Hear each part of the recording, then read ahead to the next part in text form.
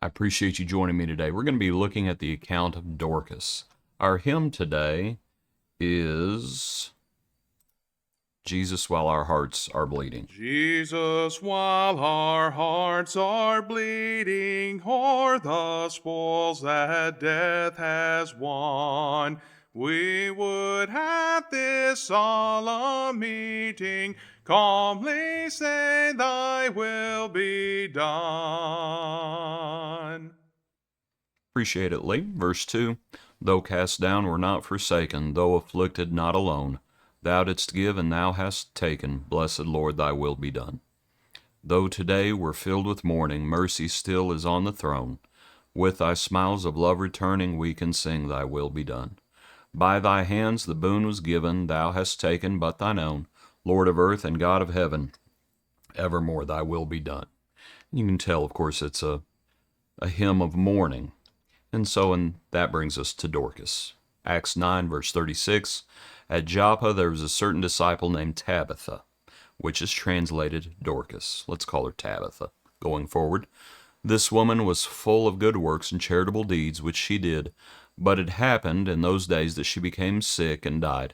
And when they had washed her, they laid her in an upper room. And since Lydda was near Joppa, and the disciples had heard that Peter was there, they sent 2 men to him, imploring him not to delay in coming to them. Then Peter arose and went with them, and when he had come, they brought him to the upper room. All the widows, stood by him, stood by him weeping, showing the tunics and the garments which Tabitha had made while she was with them. But Peter put them all out, and knelt down and prayed, and turning to the body, he said, Tabitha, arise. And she opened her eyes, and when she saw Peter, she sat up. And then he gave her his hand and lifted her up, and when he had called the saints and widows, he presented her alive. And it became known throughout all Joppa, and many believed on the Lord. And so it was that he stayed many days in Joppa with Simon a tanner. A little bit of context there from verse 43. We're doing things a little bit out of order, but that's okay. So what points might we make about this good woman as all these widows are there mourning? And it describes Tabitha as being, there in verse 36, full of good works and charitable deeds, which she did. And that's a wonderful thing. I think sometimes when we think about good works, and it's almost as though we put ourselves on a quota system, and we think, well, I've done my good deed for the day, as though there is such a quota. And we should be full of good works, not just 1 or 2, but full of good works and charitable deeds. That's what Tabitha was like. That's what Jesus was like. Full of good works. And that's what we're called to do. So we shouldn't think to ourselves, well, I've done 1 or 2 things and that's enough. Now we need to have a better attitude than that, don't we? Back to our passage. She got sick and she died. And this isn't a news flash, but even good people get sick and die. Now, I will say this. I remember moving to a congregation down in Louisiana. There was a fellow there. There's a fellow there named Dean Claunch. And Dean was a good fella, real good fella. And six months or a year after we moved there, I can't remember exactly how long, but he went into the hospital. I can't remember if he had something to do with his kidneys, I think. And he never came out. And it hurt me and it hurt the congregation. I suppose that sounds kind of selfish. Hurt his wife too. Her name is Debbie. But just in thinking about it, I think the devil knows what he's doing. I'm not saying I agree with him. I'm saying It's sort of like in Job. When the devil comes to the Lord and the Lord says, "Have you considered my servant Job?" And the Lord says, "He's in your hand, just you can't kill him.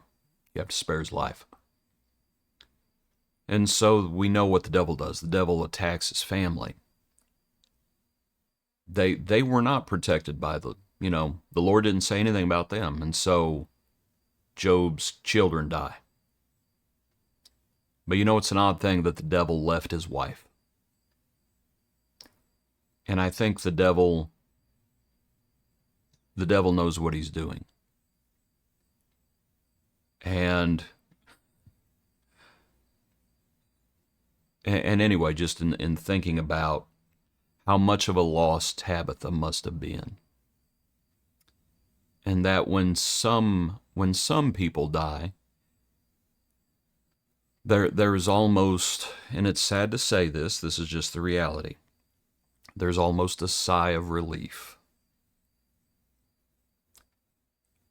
Because they were not full of good works. And to think about it, I just think the devil knows what he's doing. And in thinking about Tabitha, and of course, time and chance and things like that, all come into play. But the devil knows what he's doing. And so here Tabitha was, and she was a good person. But even good people get sick and die.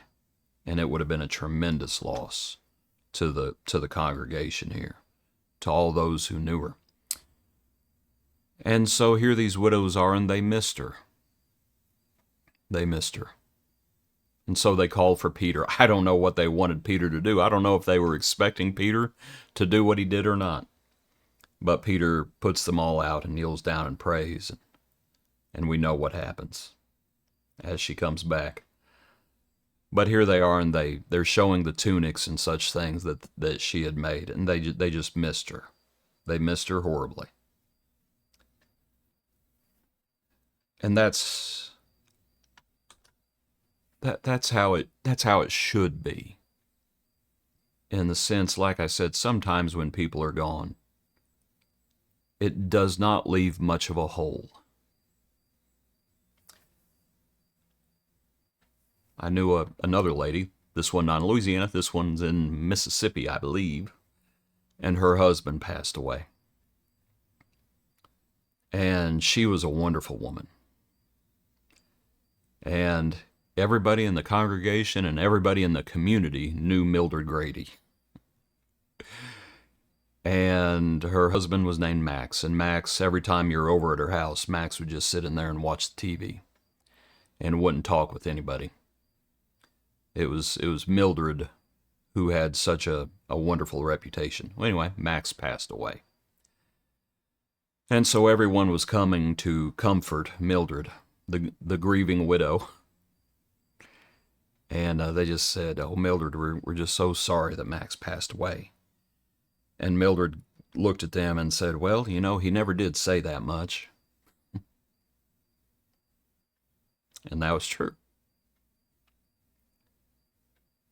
I'm afraid he did not leave much of a hole, did he, when he was gone? Mildred, when she passed, she left a very large hole. And that's how we need to be.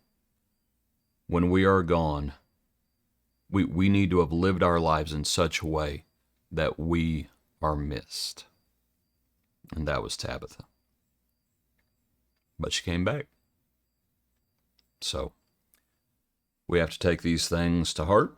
And as we think about our hymn, and we think about loss, and we think about living our lives in such a way that when we are gone, it is a loss. Appreciate you. Hope you have a good day. Join us tomorrow for another portion of our daily praise.